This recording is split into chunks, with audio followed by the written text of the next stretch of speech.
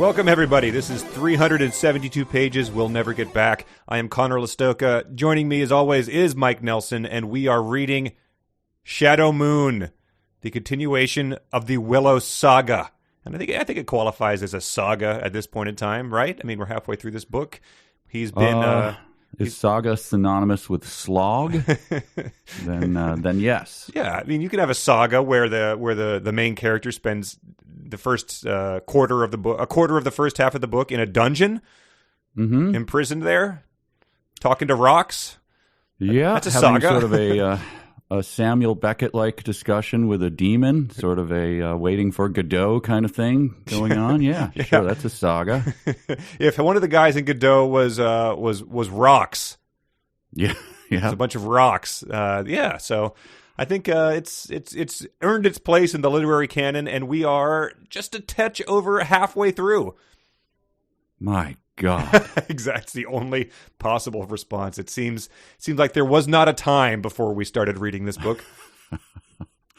Once again, I did it to myself where I was certain that the end of the chapter was the end of my reading, and it was most certainly not. And the commotion it caused, my wife running in from the other room. What has happened? It's okay. I just have to read more Willow. Yeah, you rented your garment based on just the wrong chapter being not the end of your section? Wow. You are literally beating your breasts? I don't know. That's odd. Well, we may not like it, but there are people out there who do. No. Yes. Hey, did we introduce ourselves or anything yet? I mean, I said you did. I think that was, I'm Conor Listoka. I'm Michael J. Nelson. Yeah, and we have all the departments, and you are going to be doing FanFic or Real. It's always a treat, yes, to prove that excited. I'm better than just throwing darts at a dartboard blindfolded. Yeah, we'll see. But yeah, so this person out there who gave Willow 5 stars. Hitler. Was it Hitler? Is he reviewing stuff? Let me see. This is E. Durfee. I think that's Durffee. Okay. Lots of intense action. 5 stars. I enjoyed this book for the most part. Sorry, I'm just I know. choking on bile. Lots of intense action. There's been they dressed a 13-year-old girl. That was 3 pages. All right, sorry. I'll hear it out. I loved the movie Willow, so looked forward to reading the sequels. Then describes taking the preteen children to see Willow. Okay, so yes, a monster. And then it's kind of long, but that's it. Anyway, this wants to read the sequels. Ugh. Since I can't put them down. Oh no, I'm sorry. I can put them down when they get too intense. That's the complaint. Too exciting. Too much action, says this person. Wow. So let's see. A person who gives 5 stars and says there's lots of intense action to Shadow Moon. And who's using it seems like a clear pseudonym to disguise these terrible opinions. Durfee? Durfee, the reviews look legit. Okay. They don't look like a robot wrote them. Okay. And it was, then that text was clearly what would accompany a 5-star review. It wasn't, this sucks, and they accidentally clicked 5 stars or whatever. No, it was a 5-star review. It was mostly positive words. All right, and so knowing that they love Shadow Moon. Okay. Summer Savory, 4 ounces, adds subtle herb flavor. Well, they have no taste, so that might be why they need to add herbs, but I would say 1 star. 5 stars. Glad to find this. Stores in the area no longer carry it. Have a couple recipes that are yummy that use it. All right. Okay. All right. Now we are getting to silicone spatula set, 12 pieces, non-stick kitchen utensils. 5 stars arrived quickly. 4 stars. These were huge. All right, so that's only 4. They might be too huge. I'm not sure. Okay.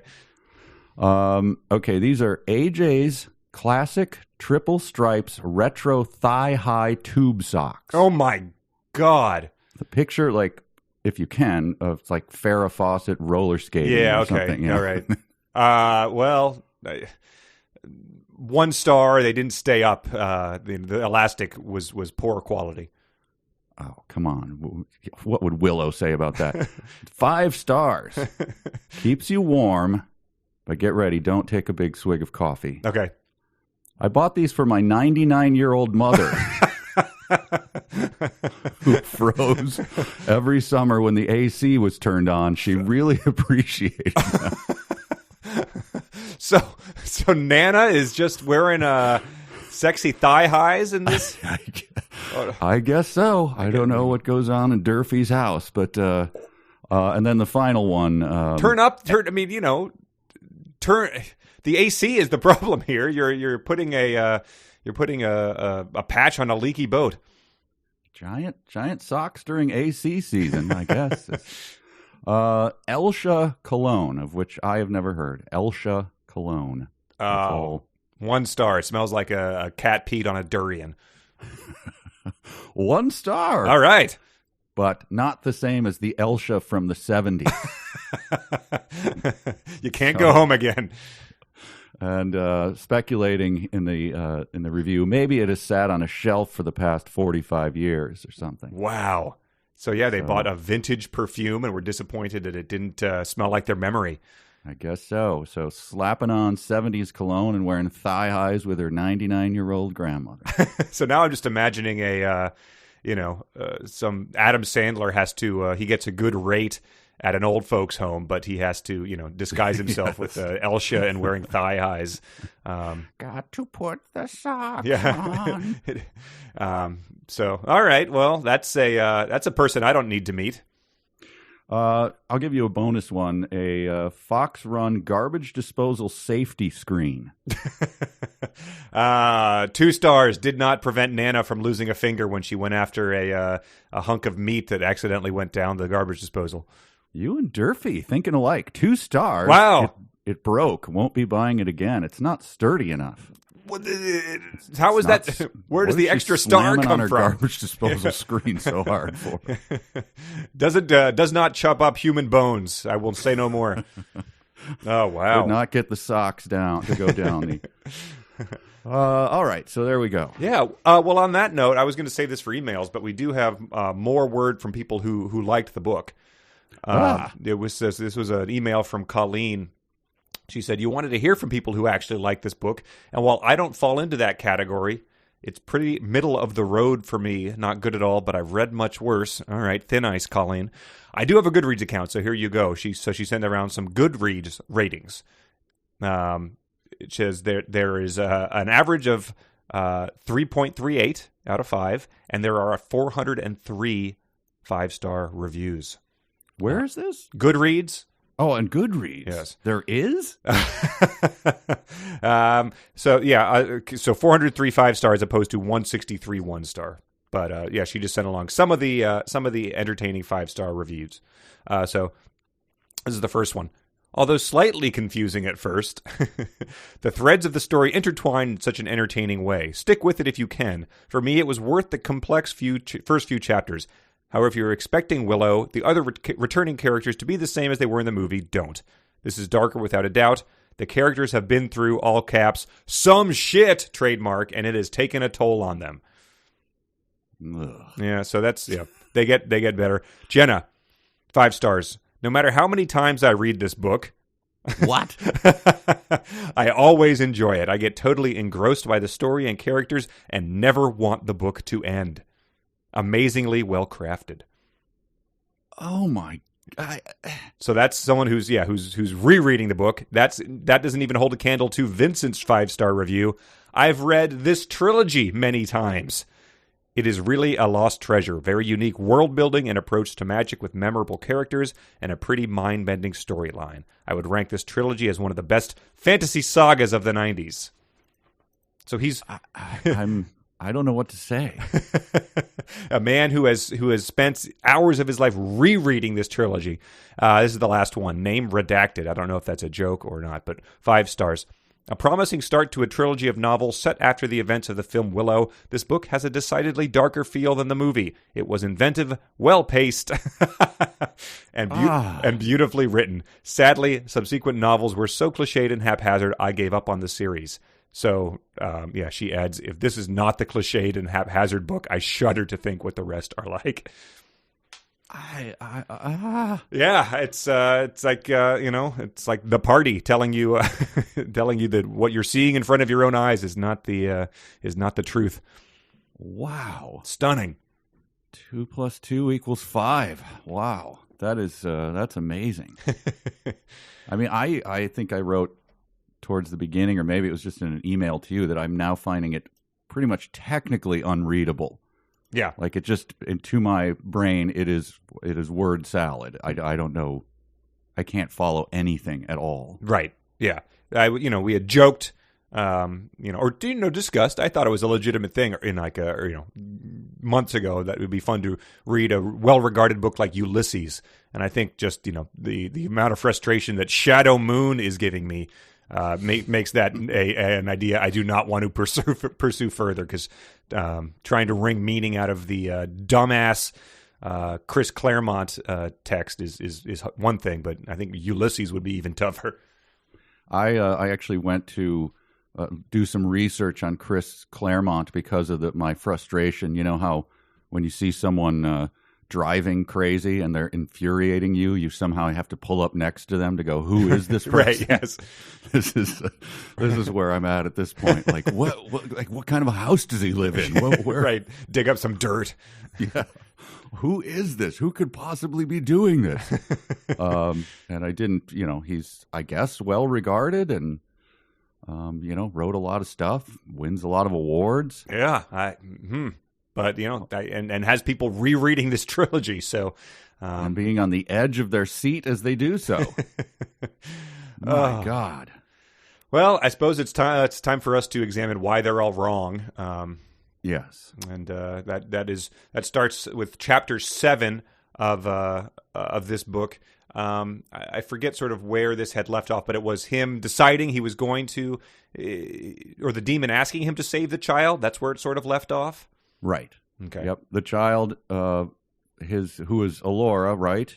We figured that out? No, I don't think we figured that out. I think we were confused by it. There was a woman hovering above the ground while he was talking about his child. I believe that's the child. What? But he said that Elora was his friend when he first got there. Yeah, I think that she was, but as we see, the woman that he revives with magic CPR, I believe is the child. Well, okay. I don't know when she got corporeal. I don't know, if the demon, sort of gives birth, asexually. So I don't know if there's a mother, or hey, maybe the demon is a woman. I don't know. So, but you think there's budding going on here? Asexual reproduction. I don't know. I'm not up on how it works for demons, but she seems to be a human, have a human form, and everything we know is that he does not. Because he talks in bold text, so that we're led to believe that is just a voice from the ether. Right, and so chapter 5 opens with, or chapter 7. I mislabeled it. 7. Yes, to do what was necessary required that Thorn bind himself to the demon in much the same way that Anna Carey had bound herself to him. Didn't we just spend a chapter doing this, where he was bound with the demon and became the stones? The floor, yeah. The floor? How is this different? I don't... We just did this. What I questioned about that was that he then says, in the process, while his sorceress abilities expanded exponentially. And yeah, we've seen his sorceress abilities move mountains and resurrect the dead. I don't know what they're going to expand to, double secret mega sorcerer. I guess he's just Sauron now or something. I don't know. But yeah, I don't. I really. The beat has been hit. He's been. He was in this dungeon. He left. He came back. And everything we're about to see, he does not leave the dungeon until I think the final 2 pages of this 50 pages. So it's a very curious decision to sort of coop this guy up and have these weird devices to just tell you what else is going on, since clearly what's happening in the dungeon is not super interesting. And man, the paragraphs in this too, when you're trying to figure out what's going on and you're looking ahead and like there's, I don't know if you can have your book there, but like the fourth paragraph is just a big, thick, fat paragraph. And it just goes, God, really? Yeah. I don't know what's going on and I have to read through this. Yeah, it's Dwight David Thrashian. And then he adds in a large percentage, like, I would say like 33% maybe of this section took place in italics. Yes, because when the demon is, I guess, transporting him to witness these other things, those are all in italics, so that's hard to read. And then sometimes you get bold, and I don't know if we've had bold italics yet, but I have the feeling it's coming. We get this is one of my favorite ongoing things, though. Memories in the fabric of the chamber's substance of more colors, more frames of being than he had names for. None of it was discernible straight on, of course. Yes. I mean, we're all thinking, of course, yes. I mean, go ahead and mention it, but yes, we all knew that, of course. Yes, there was another, of course, somewhere in this book that just reminded me of the ice cream bunny. Yeah, it's more stuff that he's unable to describe. Which we had certainly unable to describe it in any coherence. This was a very similar one. So the demon is now, he's building him he's increasing his sorcerer's abilities, but it all is, like you said, seems like stuff that's happened before. But this said, for Thorn, it was as if he was suddenly immersed in a great ocean and able to observe all its myriad elements, currents great and small, moving through the deeps like rivers. This is all one sentence. Demarked not simply by force and direction, but temperature, each throwing off swirls and eddies that themselves formed strata in the water, the way a vein of minerals might within a mountain. So that is the author's efforts to convey to you what this feels like. And it is incoherent. It is essentially he's swimming, and then it has 4 additional sentences within that sentence. And you don't find that fast-paced? You're not on the edge of your seat? Yeah, I can't wait to find out what happens next. Too exciting at parts. I need to take a walk around the block, a cold shower. Here's a part of it. I mean, this description of him melding with him goes on, and my God, I resented having to read it. But in the middle of it, this caught my eye. Certainly the cataclysm had been, though. Thorn had always doubted that any demon capable of wreaking such havoc on a global scale wouldn't have stopped there. It would gleefully have shattered the entire world. So this is a possibility at any time. There are demons out there who, if we don't stop them, will shatter our entire world. Right. And Thorn didn't. He doubted that he would have stopped there. So there are other demons, I assume. Right. So apparently this world is always right on the edge of being shattered by a demon. And that, maybe they should have saved the term cataclysm for when that comes to happen, if that's something they're living in fear of. Yeah, this is small c cataclysm, but it's not, though. It is, of course, uppercase cataclysm. But we don't get a sense of, that this demon has any desire to do that, because for the most part, he's like, seems like a pretty chill guy. Like, he is, cares about his daughter. He seems to be helping out the good people here. He only eats, the people that are trying to murder or imprison or the death dogs. Yeah, I'm not really getting what's all that demon-y about him. What separates the demons from just sort of a force, Bold text is what mainly my main takeaway. Yeah. But speaking of other beings, like the dragon kind of shows up. I don't know what is going on there. The dragon from the beginning kind of shows up. I have his name somewhere else in my notes, but we're led to believe that because Thorn hears the sound of wings so vast that each sweep could be mistaken for the pulse of a hurricane.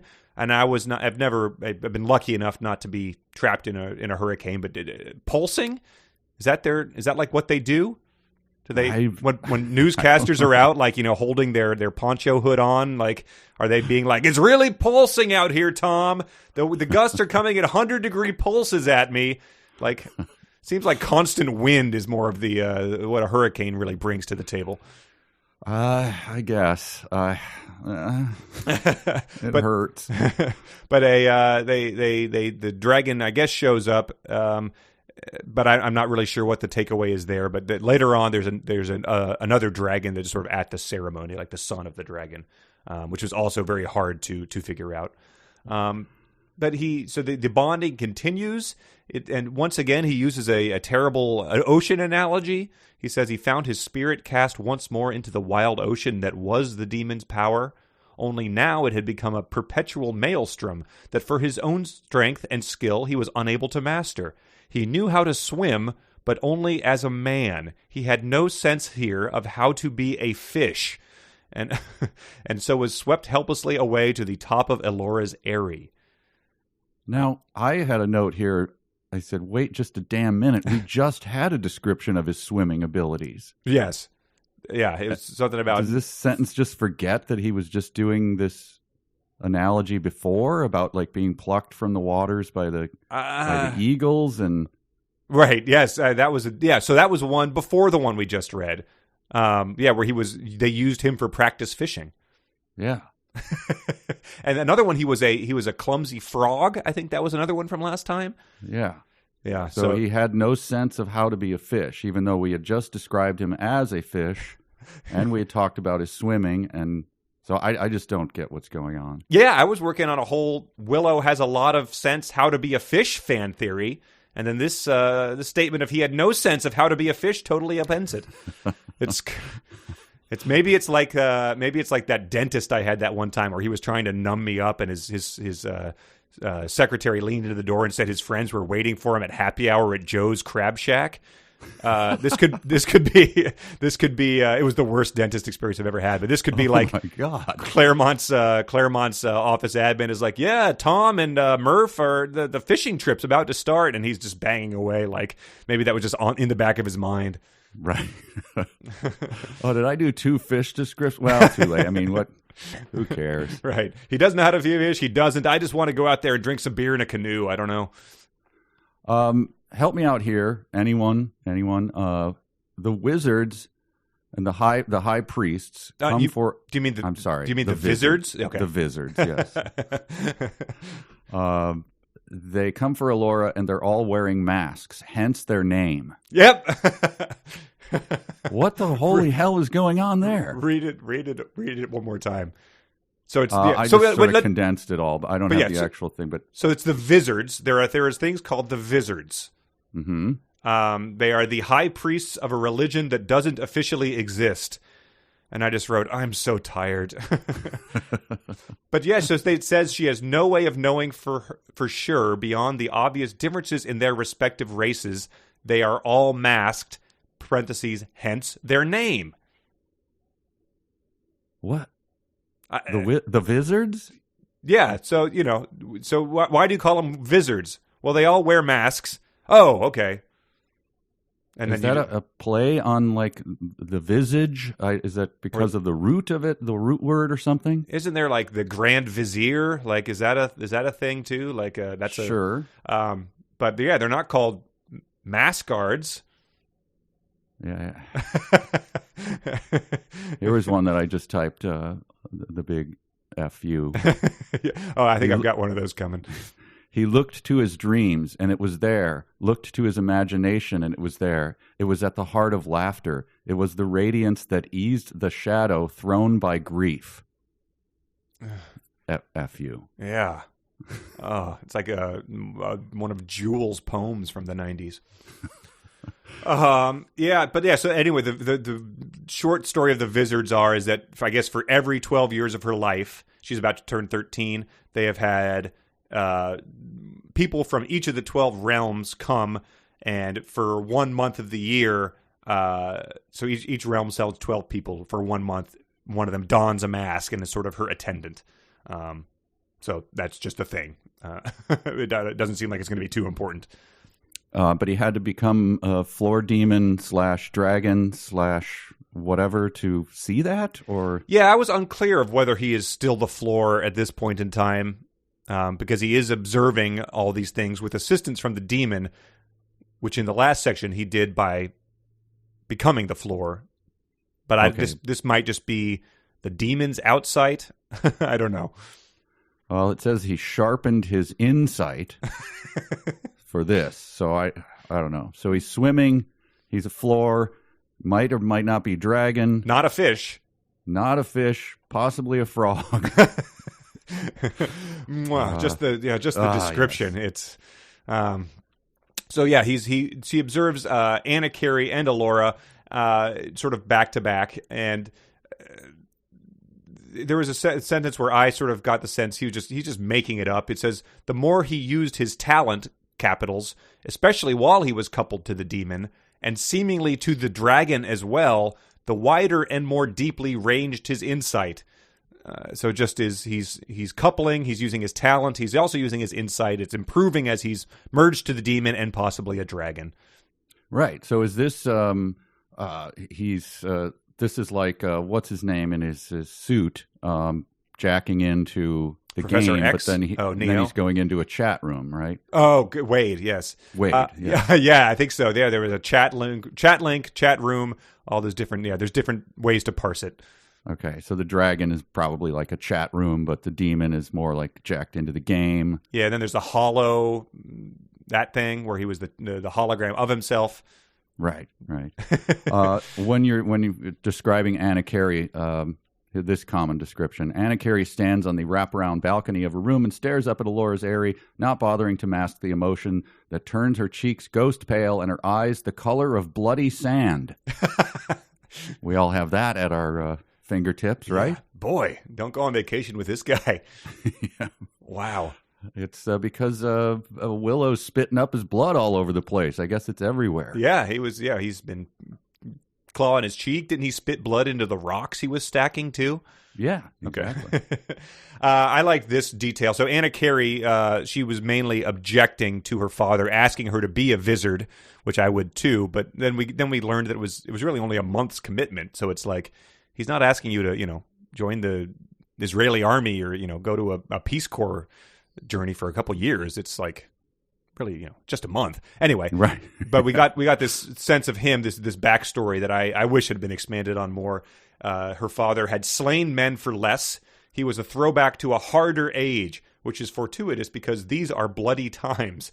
He fought a pitched battle on his wedding day and would have perished had his fiancée not led her own troops from the altar to his rescue. It just struck me as, a story that was worth devoting more than a sentence to. Right. That's the action that had we switched to that and heard a story of people marching off the altar and fighting. The minister that is seems just like action. Yeah. Looking at his watch, no, he'll show up. Fine. She drops the bouquet, picks up a sword. Right. The bridesmaids who had just done the coordinated dance down the aisle do a coordinated march off to battle. Each one has a mace and pulls out from under her puffy pink dress. All right. This is where I threw in the towel. I officially threw it in here. I admit I have no idea what's going on. Okay. When the burger, a burger within a public sitting room bites his thumbnail. The bluff Dakini, the same merchant Thorn saw earlier with the king's minister of state, spits it on a fire. Resonances of the deed and thoughts behind it pulsing through the stones of the palace, blurring Thorn's focus like a splash of water across a window pane. And then there's a dialogue of which I just I don't know what's happening. I give up. Yeah. Has value, damn it, the Dakini says. Her being here, the sacred princess, serves a purpose. Probably said the same last place she lived, counters his companion. I give up. I'm done. Yeah, I don't know who the burger is. He was not identified as such. If he was the two people we saw talking about trade routes and stuff in the last one. Remember they were talking about tariffs, I think. How could I forget? It was you do have to catch your breath. But yeah, I was curious. I didn't know what biting off his thumbnail. I mean, it could have been a Tybalt biting his thumb moment that just he took it too far.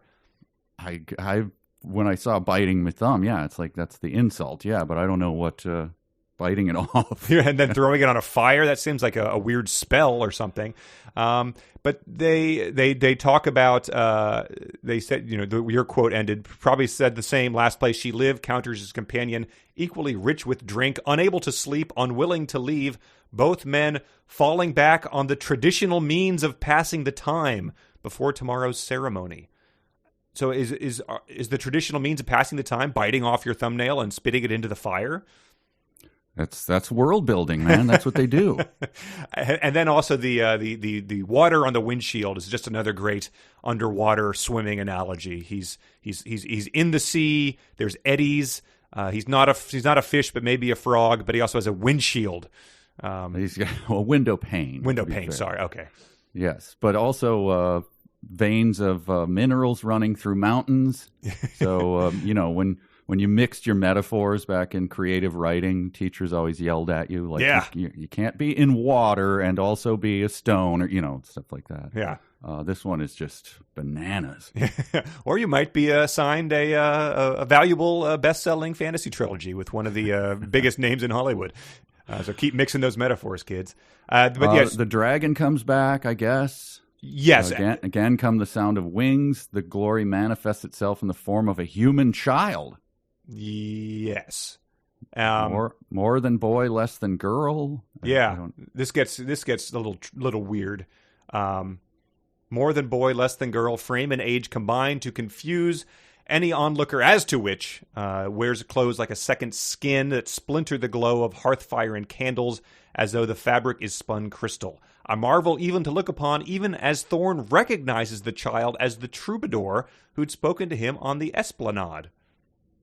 So that's the guy that he was annoying, and Thorn, Willow, goes, "Hey, man, I'm sorry that my friend is being such a jerk." Yeah, I guess so. His name was Kieran Denier, and you'll probably remember that name from the dragon who introduced himself as Callan Denier in the beginning of the book. Did not make that connection, no. But yeah, so he, I guess, is a son of the dragon, other form of the dragon, who's presenting himself now as a androgynous child for whatever reason. And I mentally checked out completely at this. At that same moment, insight scattered his vision throughout the palace to show him whatever the demon saw. He stood his spirit at the woman's head. And I'm done. I'm dusting my hands like a dealer at a craps table, and I'm out of here. Right. Yeah. Good luck with the book, everyone. Insight scattering is a God. Yeah, it's very puzzling. He's also observing other people that we are led to believe we should know that we don't, like Chirlindria. Yeah, had no idea. We have a woman who is like gay, wearing some lithe drown draped alluringly over her form. Settle down. But she's saying, "I stand second among the assembly to Chirlindria herself. Do not be impertinent with me." I went to the Willow wiki. Chirlindria, I guess, is something from the movie. She's the Lally Maiden of the Forest. Her mate was the Stag Lord, who ruled all the beasts in Chirlindria's groves. And you'll appreciate this because we pick on George Lucas for his stupid names a lot, but this is insight into how they come about. The name of Chirlindria was taken from three people's names: Cheryl, the wife of director Ron Howard; Linda Ronstadt, a friend of George Lucas; and Andrea, the wife of screenwriter Bob Dolman. So wow, yeah. So Chirlindria is based on two guys' wives, and George Lucas was horny for Linda Ronstadt, so she got tossed into the mix. Wow. All right. Well, let's see. Jar Jar Binks. Yes, he was getting some pickles out, and he took him 2 turns to open up his Jar Jar. Yes, and then the Brinks truck was doing a pickup of the cash. It drove by, but something obscured the R, and he went, "Aha! Got it." All right. So here was another. Oh, you asked about the of course. This is about her bath. She goes okay. Oh, yes, yes, that's what it was. It's nowhere near her rooms, of course. Idiot. Yeah. Why were you thinking her bath was near her rooms? I was just, my teeth were clenched. I was just like, this. I swear to God, if this room is anywhere near her other rooms, I am going to. I didn't. What is that? What is that serving? Of course, boggles the mind. I mean, I don't know. But it describes her bath. Yeah. And I thought, no comment about how much water she's displacing with her plumpness, huh? Yeah, I liked when it says when he observes her waking like a cat, and I was like, well, I mean, to be fair, a pig cat is at this point in time. But then she's streaking through the water like a fish. So we get more fish and more water. It's truly incredible that he spent enough time introducing a weird, furry man seal species, and then every time he needs to describe something swimming, he just says a fish. He spent a couple pages on words, and then it's like, but whatever, fish. Yeah, these otter people who actually live under the water, right? This was good. It says, so there's a lot of time devoted to people. I don't recall if they were the Vizards or not, who are preparing Elora Danum for the ceremony. There is an attendant for each of her hands and feet, shaping the nails, filing them smooth, decorating them with paint. When they are done, others take their place to apply her cosmetics. And man, does she need a lot of that, because, we did not dwell on it, but her skin too, her is just, bad news, just cratered. And I tried to, sort of use Scotch tape to tape her pig nose down a little bit, but it's, it is what it is. Yeah, it sounds like one of those door jams that boing when it pops back up. They don't even just focus on that. It says there are 12 elements to Elora's ground. I'm picking up on some very clumsy symbolism, numerology here. 12 elements to her gown, brought out and laid before her with due ceremony. Stockings first, with garters to hold them in place about her thighs. So those probably received 5 stars from, was it Duthfrey? Durgy. Garters to hold them in place about her thighs, and then her shoes, followed by a wrap of gossamer silk to serve as undergarment. So if you were hoping for the 13-year-old girl's undergarments to be described in alluring detail, your wish has come true, so settle down. A pile of words about clothing. I mean, this just goes on and on. Ugh. But there was something I could identify with after all this floor dragon bullshit. Elora wonders if the whole point of the day is to kill her. Bad enough to wear new shoes. These arch her feet to a degree that she's never found comfortable, and she's had them on for what seems like an eternity. I mean, that's you or I going to a wedding, right? Yeah, right. Oh, God. Anytime really? I put on a tie, yeah. Yeah. Ugh, God. What, this collar. I don't remember this collar being this tight. It's sweaty. Right. Lauren is tying the tie for me, and I'm still complaining about it. And what was I think this was a past sentence. He placed his right hand on her temple, the other over her left breast, as gently as if he was her lover, and leaned forward to touch his lips to hers. He blew a puff of air into her mouth. Yeah. That's the magic CPR I was talking about. This is for the demon's child, who I believe it's revealed is nude the whole time. This is the one with the close-cut hair and who's floating? I think she was floating, but I think then she's on the ground. I mean, I don't think he's giving CPR in the air. Okay. But yeah, he's groping her and smooching her. The demon is just sort of sitting back and being like, yeah, that's right. But is this happening contiguously with the descriptions of what's going on with the sacred princess? Well, I was confused by that, and it seemed like the demon was confused by that as well. It says, then another thought, given voice with surprising force and focus. You see everything within the palace walls, am I right? You are the palace walls? The demon says, so. Thorn says, can you find me the one they call the Magus? Elora's protector? And then the demon says, other than yourself, little mage? So even the demon is confused by this nonsense. He doesn't know who's who, doesn't know what he can see or where. So I have no idea if this is all happening at the same time, or if he's taking breaks from observing people, or if it's all just happening, at the same time, like Dr. Manhattan. It's puzzling. Yeah. It's all just a pile of words to me. Here's one of their best jokes, though. Says Anakiri, don't call me that. I've told you 1,000 times. Highness will do. It's an old joke between them. He has permission to call her by name, properties be damned, though he never does. That is I get that one. Yeah. And, The brownies sort of nod respectfully at that one. They're like, "Yep, you've bested our wits, sir." And it's an old one. That's how good it is. That it's, that's something to be kept around. Don't call me that. I've told you that 1,000 times. I mean, it's funny. It's funny. We're all laughing, but come on. While they're off having a laugh, that's her and her. Was it Trombley or something? He had some funny name. Jombry. Jalopy? Is it Jalopy? So she's having a laugh with Jalopy. They are still dressing the girl, and Clucas is getting in really, really deep with these details. Really deep. She has no breasts to speak of. She's still far more girl than woman, but the corset gives her the illusion of them. Over that goes an undergown that hugs what passes for her figure all the way to her ankles, effectively hobbling her. So if you're doing like a, Toddlers and Tiara's beauty pageant, don't ask either of these guys to be a celebrity judge, would be my advice. Yes.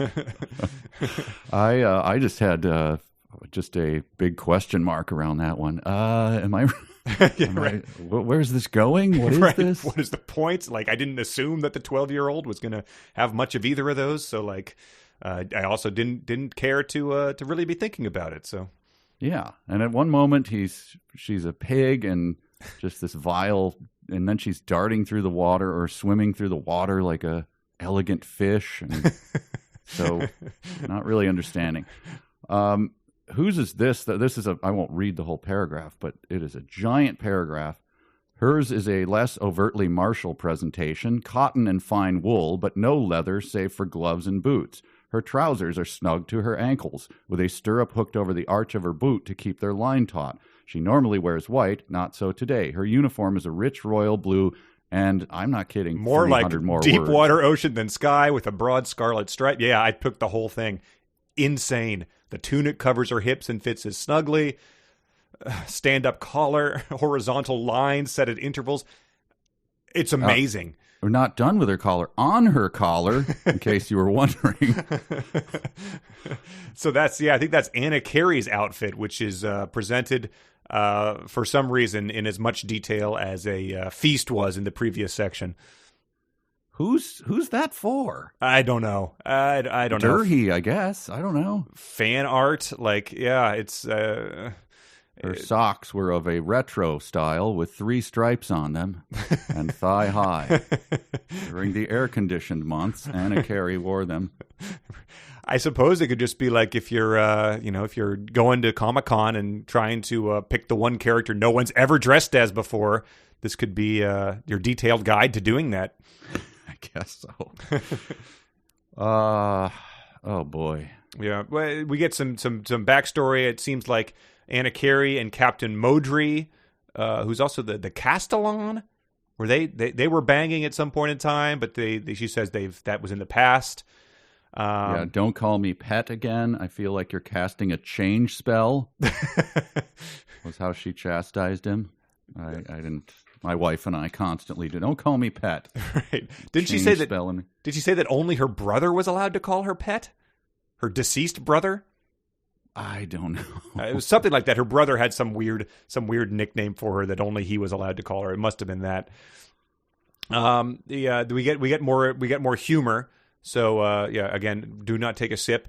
Willow is talking to himself. He's like, "What?" I think he's talking about Elora. What will she say when she sees me again? Demons are cast out of human hosts, not the other way around. And then he's talking to himself. Can't be any worse than what she said and done already. Am I right? As an attempt at humor, it wasn't much. Certainly not in the Brownies League, but he decided to let that pass. I guess that's true. It's not much of an attempt at humor, just to say, am I right? But it does seem sort of on par with what we've seen the Brownies saying so far. Yeah, he's trying to damn it with faint praise, but it's it's pretty much right in the wheelhouse. I think the Brownies would appreciate it. I was thinking of after I read this paragraph of just stopping this podcast and talk about what it was like to work at a cheese factory 12 hours a night. Because there was sweat on his face, but he couldn't break contact with either hand to wipe it off. He wanted to sleep and remembered a day, an age past, a lifetime gone, spent hefting bags of seed corn to his barn. Each had been as big as he and weighed more. The only way to carry them was to bend his body double and use the back as a barrow. He didn't hurt while he was working. He simply got more and more tired. And on it goes, describing basic work to us. That's right. Yeah, wanting it to be done, but it not being done is, that's a concept we need to turn to fantasy novels to understand. Yes. Oh, well, we get some more delightful looks at his home life in the chapter coming up, but I think that this is at some point in time, he starts transforming, but it's described very poorly. But it seems like he maybe craps himself again. There's a smell that makes him gag. He has no name for it, save that it was awful. He'd been a farmer. He knew the stench of nature. He'd been a warrior, albeit reluctantly, and knew the same of battlefields. He'd looked upon the face of evil. At the time, he'd thought ultimate evil, and gotten a taste of that foulness as well. No comparison. This was far worse. So yeah, maybe it's not him crapping himself, but it is unexplained. And does that continue on with there's a sour stench of burning that left a metallic tinge on the back of his tongue, a harbinger of a lightning bolt. His mouth was dry, but licking his lips brought no relief. His tongue was as raspy as sandpaper, and every part of him rapidly grew bloated and swollen. And he did not add, as fat as that pig Elora. Yeah, he's transforming, I guess, in a good way from the demon. But what his insight is seeing makes him want to howl like one demented. His skin was boiling off his bones, great pustules bursting forth like gas bubbling from a tar pit, spreading the foulness over him. Nothing was anchored anymore. He felt organs slide within him as his own flesh sloughed off his bones, and then the bones themselves began to putrefy, rot in his mouth, etc.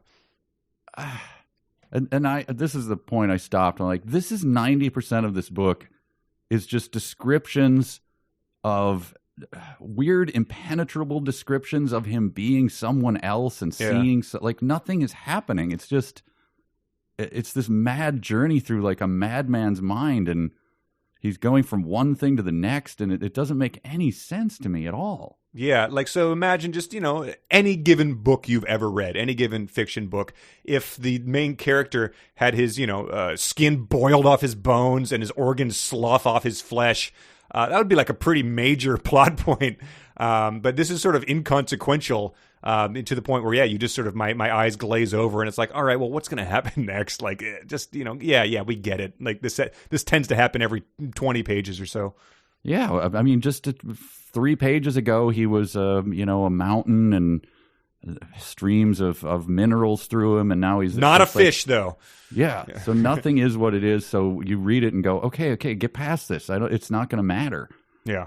Thorn tasted blood, not his own, coating the stone, seeping through the cracks and spaces between the massively hewn blocks. So many men so quickly done to death. Night herons tearing at flesh as easily as they feasted on souls. There was joy in him, a hunger for more. Willow! And his reaction to that? Something's wrong, he thought. It's like, oh, do you think as the night herons are tearing at flesh and feasting on souls, and men are being done quickly to, like, oh, yeah, I'm picking up on something here. I've got a bad feeling about this. Say, wait a minute. But yeah, all seeming of, I think it's just I think it's a bad feeling. So I don't know if anything of this is actually happening, but he's observing the sort of vibe of the ceremony and detecting something's wrong. He detects a minor glamour in the air, and there's this weird sort of shimmer that everyone seems not to be noticing, but he's picking up on, I guess, with the aid of the demon and with his organs being boiled. New enchantments casting resonances off of powers long dormant. God, yeah, to hell. Yeah, that's what when people were making fun of people playing Dungeons and Dragons in the early '80s. This is the sort of thing that made that entirely justified. Oh, but if that weren't enough, then we had the 2-paragraph clothing description. There's a room description here. Which I want us to just Pretend you're trying to rent a room for a bachelor party at a bar. Okay. And so I'm answering the phone. Yeah, Al's place.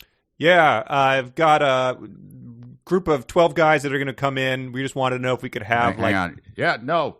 By the stair. Put it by the stairs. Yeah. Sorry, yeah. I got a group of 12 guys coming in on Saturday night. Probably get there at like 8:30. We just wanted to know if there's like a way we can just sort of like maybe get a flat fee for the bar and like just have some appetizers the out. bar stays open. There's a room in Harry.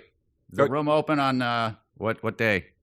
Saturday night, 8:30. Saturday. Yeah, a back room would be great. Yeah, just have the back room. Yeah, so we'll come in there. We'll have a group of 12, and yeah, Okay. is there any way we can get like just pizza rolls or like bar nuts out just so we have some food because we're going to be drinking a lot that day. Yeah, we got the pizza oven. We can get you something there. Let me Great, tell you. I think that sounds great. Is there a deposit we need to put? Well, let me tell you I'll describe. You see if this works for you. Say 12 guys. Yeah. I mean, it Okay, probably the won't be room any is more a than that. symmetrical oval, 2 aisles bisecting length and width, forming a circle where they meet. Interlaced around the chamber circumference are the great seals of the domains. Okay. I'm assuming that's going to work for you. The pattern is well- repeated along the border of the circle, with Elora's own as the centerpiece. Well, that's Between fine. each set of seals is a section of seats. Well, do you have a juicy 12 IPA there on tap? That's for the groom's respective favorite. domain, 3 for each of the 4 quarters. The walls, you want to know about the walls, I assume, describe don't. the same arc reaching up towards the ceiling as they do from side to side, thereby preserving the room's form Do you have throughout every physical Fireball. dimension. I mean, that's probably more important, really, than what we. I'm going to go to Hooters actually. God. Yep, Just- right in the middle of all this other stuff. Every single detail of a room is described. Ponderous, man, just so ponderous. Yeah. Oh my God. Yeah. Well, so you get the room descriptions, and as things are happening to him, his soul is being rended. Right? I mean, a pain lanced up from deep within, as if some greater power had taken hold and snapped him in two, as he might the wishbone of a turkey. This guy has been, talk about being done to death. I mean, his mouth has been shattered. He's been crushed under stones. His blood is torn. His cheeks torn off. The walls were holes in his blood. The mouth. air was blood. He was blood, awash in it, alive in it. Among him were scattered the shards of his soul, but he could no longer tell which were his and which were the demons. And then the third spasm broke his consciousness as he had himself smashed his soul. He was no more than the idea of life, the concept of being, not I think, therefore I am, or even I am, no I at all, but simply am. Go to hell. Go to hell with your... Yeah, I know. He started this garbage at an 11 and Yes, he's trying exactly. to up it. It's like you've already described him being torn to every molecule has been shattered like 100 times. Yeah, you really need to save that for some sort of climax. Otherwise, I don't know what's going to be happening by the end, but unless it involves, extreme genital torture, it's going to be hard to get a rise out of me. A curious thing, the fairies are described. Yeah. The fairies average the size of a human finger. Their queen dwarfs them by comparison, though she stands smaller than a Dakini child. Okay. Cherulindra's hair is gossamer gold. So a little smaller than brownies? Like, what are we talking? Yeah. I mean, a human finger. So Yeah. brownies are maybe a human finger and a half? Yeah, probably like your standard action figure, like a G.I. Joe, I would guess. Okay. And then their queen is just like a hobbit. Yeah, which if it bears out, in Zelda you get a normal fairy, and then you go to the great fairy, who's usually a much more substantial lady. I'm trying to think if are there any animals where like the female is tiny and then the male is like 7 feet tall? Or something like that? I mean, you get that with like baboons and stuff, where there's just like, they got all these different features, orangutans. I don't know. Yeah.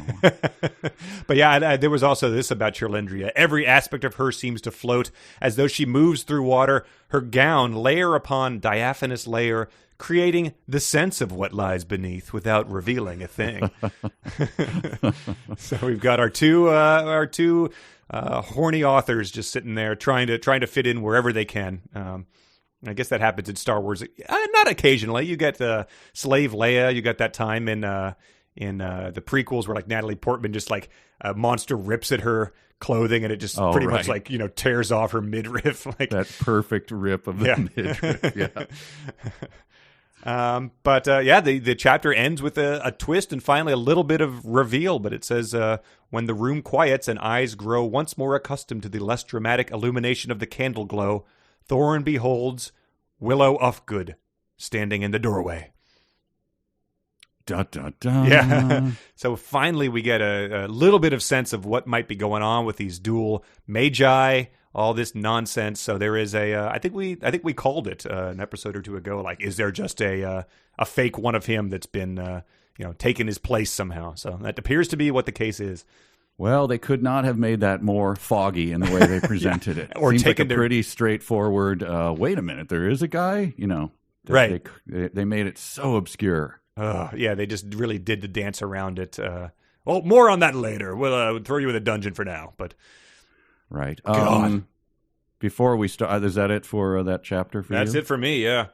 Why don't we put you in the dock with a little I'm ready. Real or fanfic, eh? I'll rend my soul and... Well. Conor, how do you feel? I'm confident. There haven't been a lot of...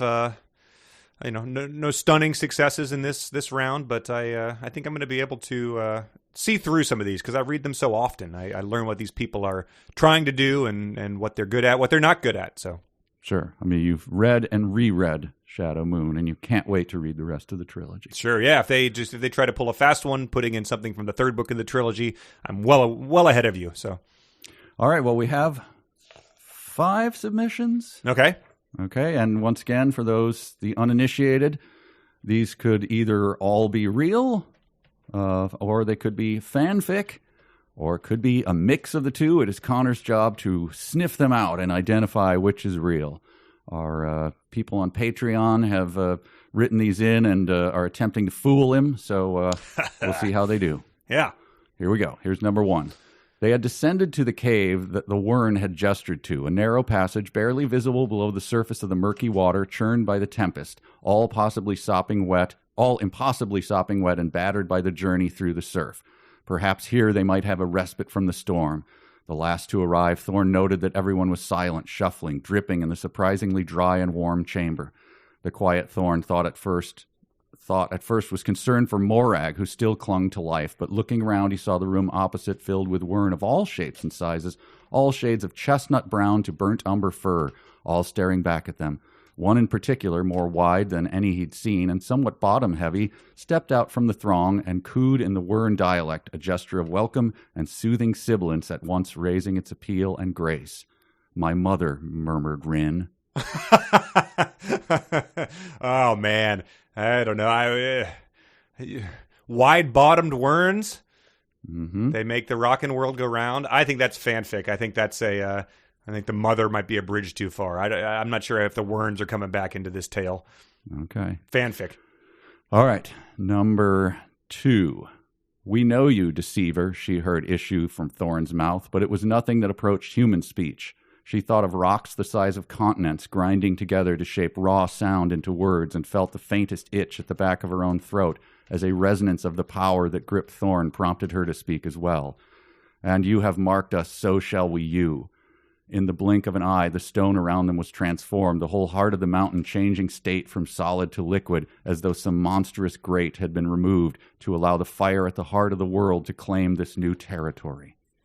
Monstrous grate is quite a turn of phrase. I'd say real. Okay. Number 3. Thorn was hovering from a great distance above and able to see everything laid out like a favorite picnic spread. He could see the rim of Farmer Boogan's estate where he and his friends would steal apples as boys. He saw the curve of the stream where his children had found baby Elora so many years ago and sent shockwaves through his life. And there, just out of the corner of his right eye, was the little copse where he and Kaya had their first awkward fumble when barely out of childhood. All right. "Why are you showing me this?" Thorn demanded. He'd meant to make it a cutting remark, but it only betrayed his weariness. "I'm offering you a second chance," the deceiver's voice responded. "This is the life you always wanted, Willow Ulfgood.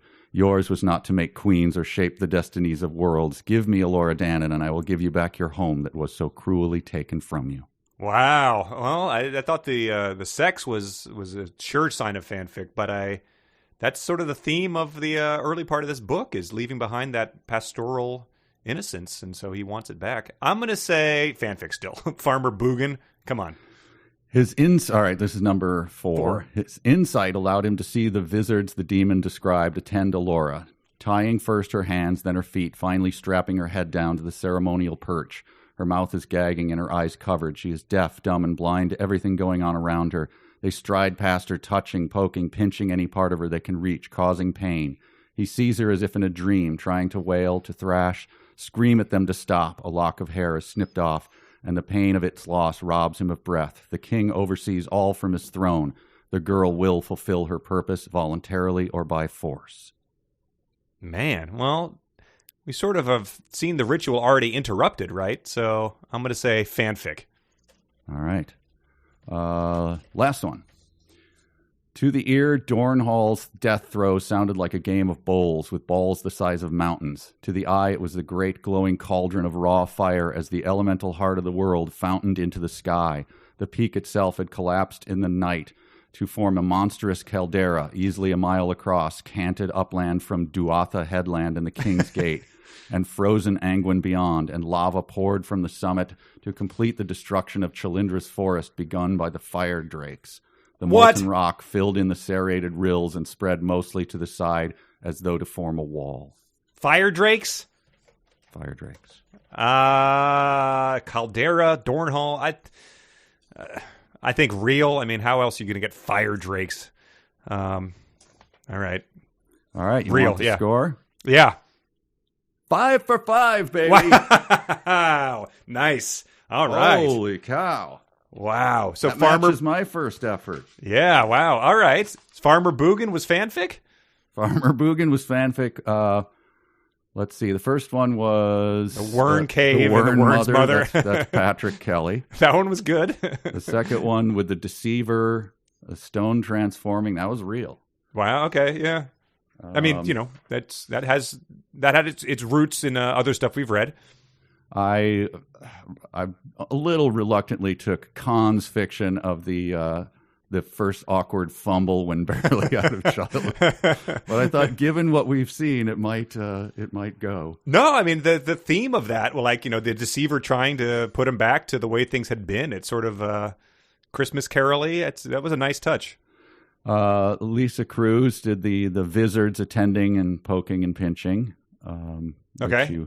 Which you discounted because we kind of already seen some of that. Yeah, that was the only reason otherwise. And, of course, the fire drakes and the calderas and the Duatha Headland, that's as real as can get. Oh, my God. So we have fire drakes. Like ducks? I don't know. What are the evil, the birds that tear you apart? Night herons. Night herons, so yeah, fire drakes. And you know who makes devil dogs? Drake's Bakery. It's all coming together. Poor man's hostess. Wow. All right. Well done, well everybody. Done. Well, thank you. Feel proud. Feel very proud. Chapter. Oh God. Chapter 8. It's the last chapter of this, but it goes on for a while. But it starts off with a pretty big bang, I think, because we finally get the tables turned on our negging hero. Mm-hmm. Thorn has constantly just been like, I've seen hotter, like even if it's about a 13-year-old girl. But the false Willow, who shows up, it says, through the demon's eyes, Thorn beheld the most magnificent lie. The figure is tall in a way Willow has never been, and handsome in a way Willow never dreamed of being. Yeah, I wrote, Willow has finally found someone he likes, and it's Willow. His tunic is cut to emphasize the sweep of his powerful chest, while equally snug-fitting trousers do the same for shapely legs. His boots echo the curve of his calf. One more dynamic element in an ensemble already pushing the outer edges of fashion. It is pretty incredible. Yeah, wow, he is digging Willow. The false Willow is too splendid a glory for any living being, mortal or otherwise, to resist. Okay, you're pushing it a little far now, but like, man. Yeah, he likes some Willow. But I think at this point, the authors realized they had dug themselves into a hole with confusing, because Thorn is Willow, but then you have a Willow who they're referring to as Willow. So they decide what better way to make this less confusing than let's throw a third name into the mix. It says Willow refuses to think of Thorn refuses to think of the imposter as Willow, deciding in that instant that Deceiver is the name he'll use from then on. So I think they just did that purely to try to make things more easier for the reader, but making it more confusing in the process.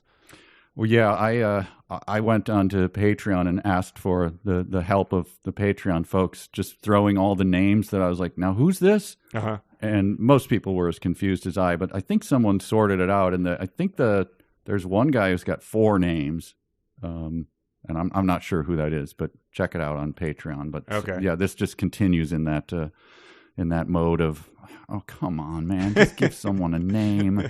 Right. Yes.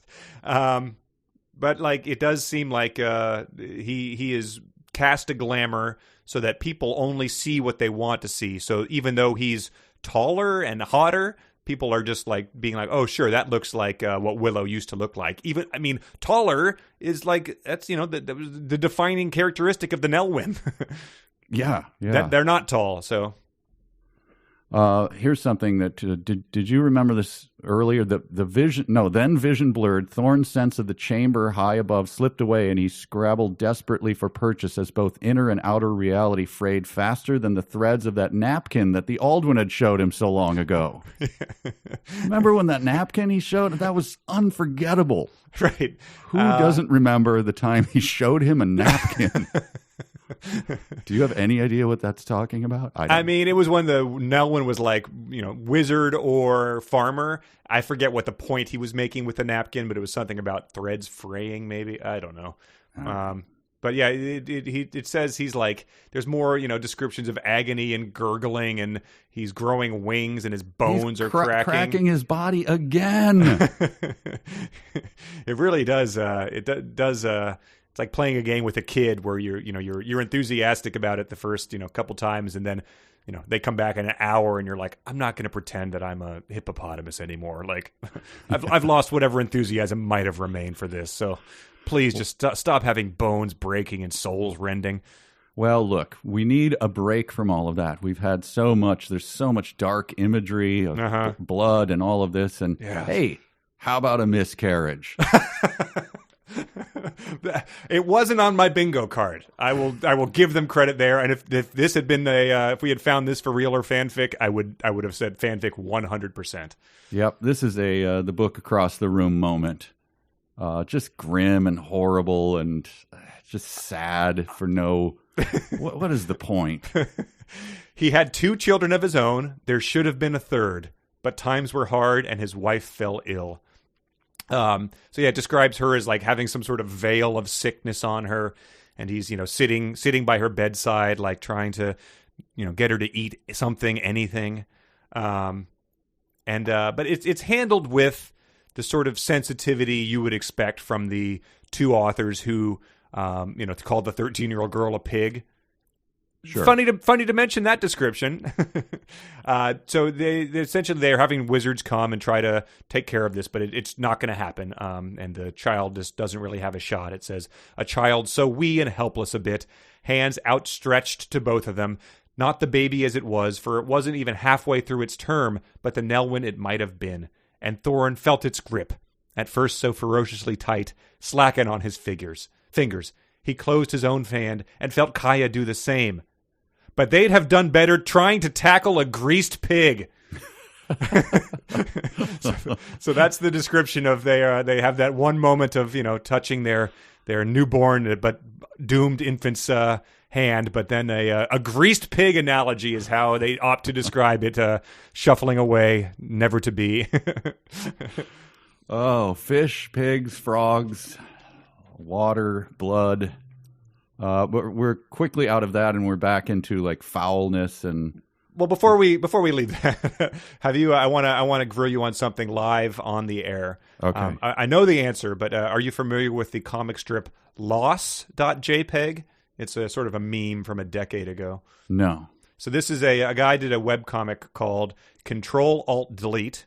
And so imagine what the first web comics looked like. They were all about two guys like sitting on a couch playing video games and making jokes about noobs, that sort of thing. Just Sure. whatever Comic-Con was like when we were going to it a decade ago.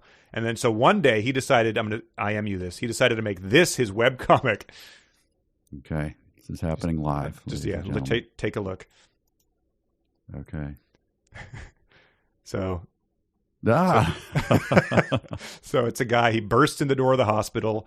A secretary tells him where to go. He's talking to a doctor who has a grim face, and then he walks in, and his wife is sitting there holding her stomach and weeping. Oh my gosh! So it was roundly mocked and parodied. So because obviously this idiot misread his audience and misread what the mission of his comic was, but seems very appropriate for this wedged in scene into Shadow Moon. That took a turn. So if anyone out there is up to the photoshopping of the own of Shadow Moon themed Lost comic, we will be retweeting those as they come in. All right. So I don't know what that. I guess it's just to add to the sense that this is a hunted man. I guess so, but I sort of was like, did George just like completely like misinterpret like what the mission of this book was? And so I went looking for theories about this. Sure. Dark web fired up the Tor browser. Mm-hmm. And yeah, there are actual records of the communication between these two guys, Lucas and Claremont, before the book started. Whoa! Well, somebody like hack a phone or something? Yeah, I think they were sort of wiretapping. I mean, Lucas has been a prominent guy for 4 decades now, so people are doing whatever they can to gain these insights, even if it's unethical, illegal. But this is the weird thing: is that we all sort of get the sense that Lucas is sort of removed from the experience of his fans. He's not a common person anymore. It's too many decades of right. Whatever insight he had as a film student at USC into the human condition, it's been warped. Turns out he actually has a condition where he doesn't even hear the words people are saying to him. He Really? just has his own filter where he is sort of just interprets the way of the world differently than everybody else. Sure. I guess when you're that insulated. Yeah. So what these people have, they have a hacked phone conversation between Claremont and Lucas, but then they have a recreation of how Lucas interpreted that conversation, like how he was hearing it the whole time. Yeah. So it's illuminating to say the least. Wow. Okay. Well, I'm intrigued. Okay. So first, let's take a listen to how the conversation actually went. George Lucas, it's an honor to meet you. I can't believe we're going to create a whole fantasy world together. Hey, I've done it with movies and figured, why not a book? But look, I work in comics. Do you have an artist who can help my vision come alive on the page? I know just the guy. Great. I really think this book has potential. I mean, 10 million copies sold could be the ceiling, but I'd say making the New York Times bestsellers list would be... the floor! Exactly. But I don't want this to just appeal to your stereotypical fantasy fans, grown-up male nerds and stuff. I want a diverse readership, like... 13-year-old girls! Yeah, and who knows, if this book is a success, we may be able to sell Shadow Moon merchandise. Underwear. Well, sure. Hey, you know what sells. Can you show me any data from the Star Wars merchandise sales? Figures. Yeah, have your people send over some figures to me to pour over. Say, they make a lot of those toys in China, don't they? That must be a headache. Tariffs. Oh, don't get me started. Seems like sometimes Congress loves tying things up with pointless regulations. Yeah, why use one when you can use dozens? George, this may seem like an odd question, but what's your favorite Four Non-Blondes song? I have no idea. What's going on? Oh, me too. Hey, I think this is going to be the start of a beautiful friendship. Me too, Chris. Me too. So yeah, that's how the conversation actually went. If we were in the room with him, that's what we would have heard. Now let's take a listen to what George Lucas was hearing as he was responding to Chris Claremont. So I think you'll see that it goes a little differently. George Lucas, it's an honor to meet you. I'm really looking forward to letting down some fans. Hey, I've done it with movies and figured, why not a book? What did you say when the studio said, we need a charisma-free dope to play Anakin Skywalker? I know just the guy. Great. We need a thrilling sequence where Willow harnesses his shape-shifting abilities. What should Willow turn into? The floor. Genius. You know, George, I've got a bit of a mean streak that I'm hoping to unleash. Really body shame some of our most vulnerable demographics like... 13-year-old girls. You read my mind. And you know what would be really distressing to have two middle-aged men write about? A 13-year-old girl's... underwear! Yes. But just in case that's not creepy enough, what about young girls... figures? The pervs are gonna love it. But just in case the book gets too exciting, any advice about how to bring down the energy, really bore people? Tariffs. Hey, I've got a wild idea. What if I just spew incoherent prose in situations that don't even warrant it, get needlessly verbose, really bloat up the word count? Why use one when you can use dozens?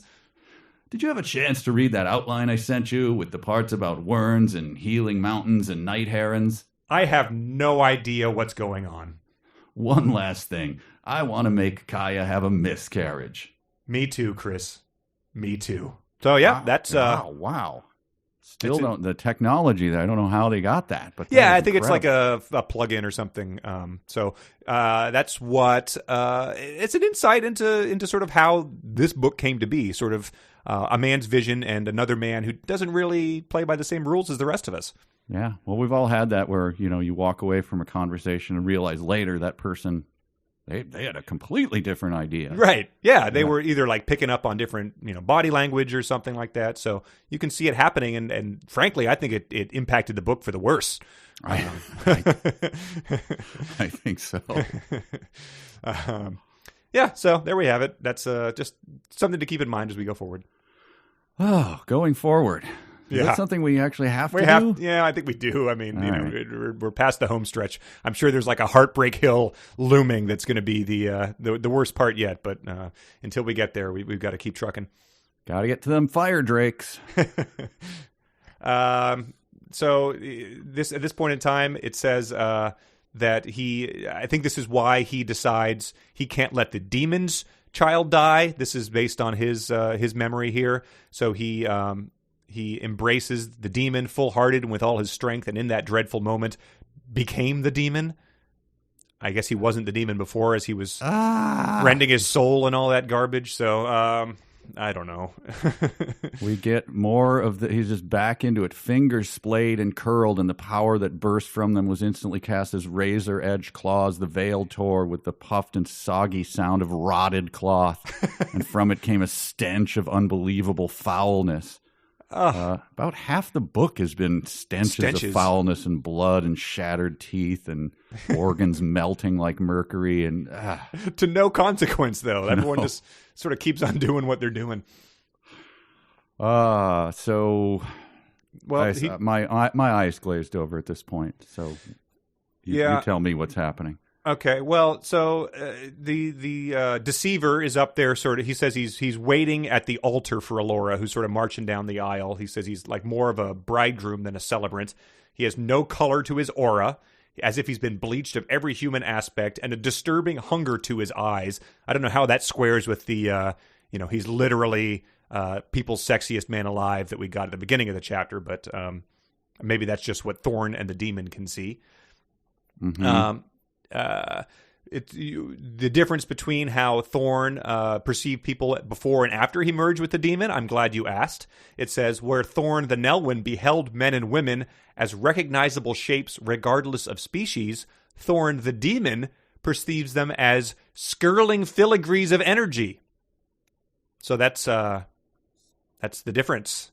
That was my note. It's like sometimes when I'm at church, that happens to me. I stop seeing them as men and women and see them as skirling filigrees of energy, whose power and great and small, some wholly self-contained, while others burst forth to tangle with those around them. It's like how you know when you say a word over and over again, it starts to sound like gibberish. Sure, I think that's once you just keep seeing people over and over again, you just start seeing them as skirling filigrees of energy. Right. All right. And then I just have another what in the name of God is happening here. Hands not hands slipped again, and Thorn hesitated, torn between two demands of equal weight. Elora's danger on the one hand, the demon child's on the others. The doors began to open. He knows as certainly as he knows anything that Elora is doomed if she steps inside the chamber. He knew as well that the demon's child was doomed if he didn't act at once to complete the spell of resurrection. Silence within the hall, a greater silence on the streets without, as the entire populace seems to hold its collective breath. So are the people who live there are aware of this choice of between saving the demon's child? Well, I think they're up there sort of like, looking around and like, waving in front of their nose, being like, what is this stench emanating from that's got to be coming from somewhere. It wasn't me. What did we serve at that banquet? My God. But he says it was no choice, really. He decides he's going to bring the demon's spawn back to life. I don't know how he knows that it's sort of one or the other. I don't know why it's no choice, really. I guess that's a flashback to why they told the whole miscarriage story. But he decides he's going to bring the demon back to life. Okay. And so he does. He brings her back to life. At that same moment, a guard comes down with a death dog. Mm-hmm. And a demon girl sort of like, launches into demon mode and absorbs him. But then there's another guard. This was a good thing. I really wanted some backstory about this. Thorn is going to stab the guard. It says, by rights, the blade should have glanced off with no damage done. But Thorn did his own forging. He'd spent the best part of a year underground, apprenticed to the mountain folk, a branch of the Nelwyn tree that worked metals instead of soil, learning to do it properly. He spent a year apprenticing with the mountain folk, and we did not get 50 pages devoted to that? This guy. I mean, I guess you save stuff for the prequels, but like, man. That would be like, this is a fact you probably don't know about me, but for a year, I was a manager of those check cashing places that that are near... where you give plasma and stuff like that. Sure, yeah. The bad part of town, next to the card parlor and stuff. I'll sometimes reference that, and people will go, "What? You worked as a manager of?" That's something you want to hear. How in the hell did that come about? You apprenticed under the mountain with the mountain folk? Yeah, for a year. I thought I knew you. What is going on? Yeah, it's sort of like, when you come over and you're like, oh yeah, these are the coffee beans I roasted myself. People are like, you roast your own coffee beans? I'm like, oh, it's it's not a big deal. I just have been doing it for a while. Yeah, I've been doing a little of my own forging lately. I feel like the mass market blades are just they don't have the same level of care put into them. They don't hold an edge. So doing some smithing. Yeah, I was that was the year I was a sportscaster on CBS. No, it's nothing. Get past it. It's not important. Oh, yeah. So they stab the guy. They sort of absorb him into the darkness. There's another guy who's about to kill them. But Garen appears and chops the guy's head off with his, I presume, also self-forged blade. Like Willow probably got him into it, Garen says this puzzling thing, but maybe I'm just, again, glazing over it. They're killing the lions. Mm-hmm. Garen said hoarsely, tripping over his own feet as he made his way down the stairs. Yeah. What does that mean? I think like the lion guard is who was, they're like the police, I guess. There was something about the lion guard in like earlier, just sort of a tossed off mention. Okay. And then unattributed lines come one after the other. Cut them down like butchers, them and their damn birds, the herons, Drumheller, what's happening? Nothing good, I fear. None left of ours to try. Only reason I'm alive is... anyway. Could have been worse. Pathfinder, are you hurt? Bumped and bruised. I just don't know what's going on. They're unattributed. Yeah. I don't know what's happening. Yeah, especially because there's now, there's bold text, there's italics text, but there's nothing to indicate here whether they're talking to the demon child, whether she warrants bold, Whether she can talk, I'm not sure. I just liked that he's describing night herons, pecking at souls, people being cut down by butchers, and feels the need to add, and it's nothing good happening up there. Here's another puzzling moment. Garen sees the demon's child, right? And says, "Blessed Elora," he squeaked. "She's got no clothes." Huh. Is that just a holy cow? Oh, yeah, I guess it must be, unless she looks like... Why would he use that? Blessed that's Elora. Especially because we were confused about whether the demon's child was Elora or not. That was a legitimate point of confusion. Oh, it's so fast-paced, I can't keep up. Well, here's another question I have for you. Garen says, hey, the only reason I'm still alive is that I followed these gobshite yabos into the old keep. So I was wondering if your fundraiser for Star Wars hits the $5,000 level, is Gobshite Yabos the character you're going to dress as from Star Wars? It's certainly on the table. I hope there's a 4-paragraph description of the clothing so I can really nail it when I do it. Yes. And we get 2 more names. We get Garen sort of comes up and addresses the demon's daughter. She says her name is Corey Banafin. Garen Havelhand, a pleasure. So we just get, you get the sense that they were just trying to one-up each other with the stupidest names imaginable. Yeah, that is incredibly stupid. And someone, I think, listener Janelle pointed out that it's very close to Corey Banoffee. Oh yeah, yeah. Wow. So she's named after a revolting pie. I think I stopped reading at this point. I honestly think I did. I'm looking at it, I'm like, I don't recognize this at all. You went into a fugue state? I think so. I think you're on your own. Well, he says that he wants to escape. The demon says, my powers are limited. I can't do I'm able to do anything until I can't do anything more. And so in order to make his escape, I don't know why he can't just escape with Garen and all those other people, because Garen seemed to get down there pretty easily. But Willow has to start pondering the stones. So he starts sort of just staring at the stones and really getting in deep with them. This is something that struck me as it would be kind of boring, but evidently he makes enough of a connection with them that he starts weeping as he's looking at the stones. It reminded me of when Mark Wahlberg in The Happening tries to apologize to a plant.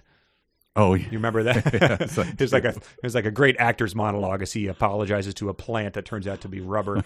But he says he reached out to the stones, presenting himself to them as supplicant, requesting safe passage, promising to do them no harm, and asking the same of them in return. It was a tedious exchange, you don't say, for the stones were by nature deliberate, and made all the more so by centuries of comparative dormancy. So again, the person who says too fast-paced was, I guess, just left, flushed and breathless by this tedious exchange, waking the stones up for the first time in several centuries. Wasn't he, having been the floor, able to bond with them? Speak pretty, he probably picked up a few of their words when he the floor. Yeah, like my cousin who volunteered in Turkmenistan. I'm sure if she meets a Turkmenistan resident, she can bond with them over that shared experience, even though it's been a while. I'm sure he could be like, "Yeah, I was a floor. Oh, well, you were a floor. Oh, what kind of floor? Stone floor. Oh, wow, me too. Yeah, hop on in. Stop weeping and hop on in." Yeah. And what is to what end to become the stones, or have the tedious discussion with the stones? Well, it I was going to say pays off, but at the end of the chapter, this is how he emerges out of nowhere to confront the deceiver. So essentially, he is just using a warp pipe by any given stone. He can merge with the stone and just emerge out anywhere else that there's stones. Oh, okay. Well, that'll come in handy. You would imagine. Hopefully it goes well and they allow him to continue doing it. He doesn't offend them, I guess, by I don't know how you offend a stone. But do you think at this point, is he kind of there's a redundancy of powers. I feel like somewhere along one of his 38,000 powers that have been described, there might have already been a zoom over here spell or something like. Right, some fast travel. Materialize and dematerialize, Yeah, it took everything within him to do it, but he was able, Right, exactly. Yeah, that would leave him very tired. He was weary. It's all, he can do anything until he can't, but then he usually can, so. Okay. So he materializes and confronts a big guy. Well, right before he does that, Elora has a bad feeling about all this. Because I guess everyone is sort of just smitten by hot Willow. But she's saying he appears taller than she remembers. But then so is she. The smile welcoming her is all it should be. And when his arms open wide to receive her, she remembers how warm and safe she always felt in his embrace. But she was, we saw the movie. She was 6 months old, right? Oh, wait, this is Elora. Yeah, that's Elora thinking that about the deceiver. Yeah, but she was a baby. Baby. So I don't know what exactly she's remembering, but I guess she's magic, so she can have memories about that. But she says she doesn't like him dressed up. Comfortable homespun suits him better. Plain attire for a plain soul. So we're back to the appearance critiquing here. She also sees the dragon, a boy or possibly a girl. She can't really tell in the audience, and she realizes that he is a shaper. And by all of the blessed, a dragon. So that's a confirmation that there is a androgynous dragon boy or girl in the audience. A shaper, is that with the shapers and the lunars? Do they get along? Yes, yeah. Oh boy, I mean, you build a dragon out of balloons, you're going to have the shapers and lunars tugging over it. Shaper is capitalized though. Okay. I noticed one of my last notes before completely throwing in the towel was that the demon asked Drumheller, feel the moon glow, Drumheller. And it was not camel caps. Huh. So moon glow, some sort of weird power, but does not get respect, at least from the demon. The moon starts playing a sort of a prominent role here. I guess there's moonlight, radiating into it or capturing it. There's some torches of moonlight maybe. This was a section that reminded me of a favorite line from something we've done at Rift Treks. We've already had a conversation with Stone. Now we get the woman pondering about light, Elora. She never thought much about light. In truth, and this realization brings a sudden sour taste to her mouth, the bitterness of opportunities lost. She has never thought much about anything. So I had never thought much about light reminded me of, in setting up the room, one of the teachers said, I hadn't noticed this pegboard. And it was deemed like the most boring sentence someone has ever uttered, but I'd never pondered light. I thought it sounded a little possible start to an Andy Rooney routine. Never thought about light. Then I dug into my desk drawer and found this flashlight. Right. And that's why you should always recharge your batteries. Shocked that the Andy Rooney game never caught on YouTube. Oh man, it was a great. Yeah, Google that. I hope it's still up there. But it was one of the few pure things the internet's ever given us. And I think the last time I looked, it was like 4,000 views or something. It's just for those wondering what the heck I'm talking about. Someone just edited the first line of an Andy Rooney bit and the last one together, and they are splendid in how he gets from one place to another. She sort of realizes that something is amiss. She blurts out no as he's trying to do his evil chants, I guess, the deceiver. And so the deceiver slaps her in front of everybody. So there's everyone's getting slapped. No word on whether she bit her cheek or broke any teeth. Then she burns her hands on the moon fire and then jumps through the moon fire to knock the deceiver down. And that provokes this reaction. Selfish, headstrong, bloody little cow. Her godfather and protector squalls, again in that voice that isn't what she remembers from him, yet that sounds eerily familiar nonetheless. You'll ruin everything. So that's, this is actually closer to the Thorn we all know. But cow? Yeah, I guess that's He's mixing his metaphors. Yes, not a room. She's a cloven-hoofed animal, not not a ruminant. Not a ruminant. Yeah. And then someone pointed out in an email that we didn't understand why she didn't recognize the guy who had been in a food fight with her just a couple hours ago. Right. He was wearing some sort of cloak during that, but no one really understands why that didn't work, because you'd figure the deceiver his magic would be just as powerful as whatever that minor glamour Willow's cloak was.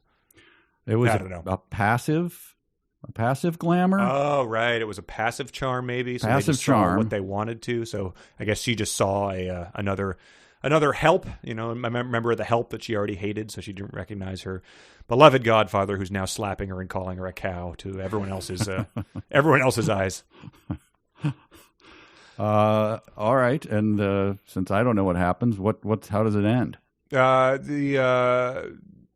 He pops up from the stones. It says, "Why?" She's sobbing. "Please, for a world that must never be," is the deceiver's reply. "The sacrifice of one for the salvation of all." "You heard, Elora Dannon, deceiver," says a new voice, seemingly from nowhere. "Leave her alone." So that's Thorn. But I guess the deceiver was like, "Am I the deceiver? I mean, you just made up that nickname down in the dungeon. Right. You're trying to make it a thing." And then to Elora, Thorn seemed to pop up from solid stone.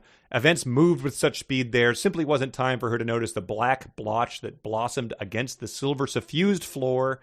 So he is emerging from the floor, having previously been the floor.